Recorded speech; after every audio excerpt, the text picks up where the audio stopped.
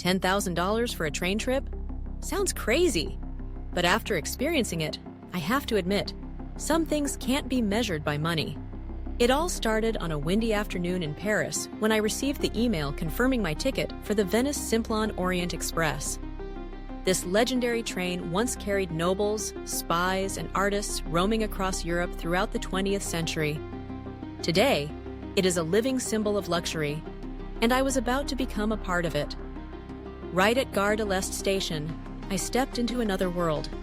The attendant, dressed in a deep blue uniform with a neat white bow tie, greeted me with a respectful bow. The carriage door opened. Before my eyes was a small cabin straight out of a fairy tale. Shiny walnut wood, hand-embroidered pillows, crystal glasses sparkling under the light of antique brass lamps. That space was not just beautiful, it whispered, "Welcome back to the era of gentlemen and ladies." The first night, I lived through a cinematic party.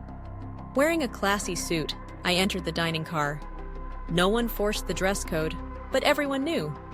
Here, you don't just have a meal. You participate in a ritual.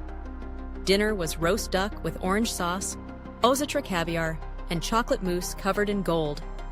I raised a glass of Chateau Margaux 1998, tasting the flavor of time melting in my mouth and in my heart.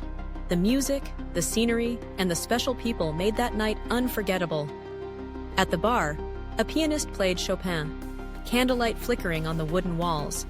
I chatted with Clara, a Brazilian businesswoman who had taken this train 3 times. "It doesn't take me anywhere," she said.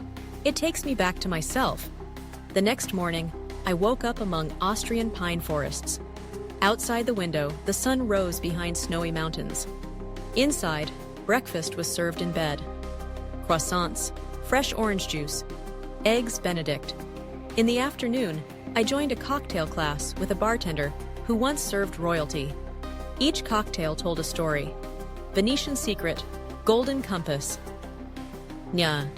I gradually understood. You're not buying drinks. You're buying memories.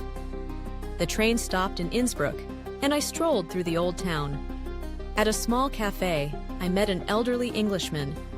He had proposed to his wife on this train in 1979, and now returned alone.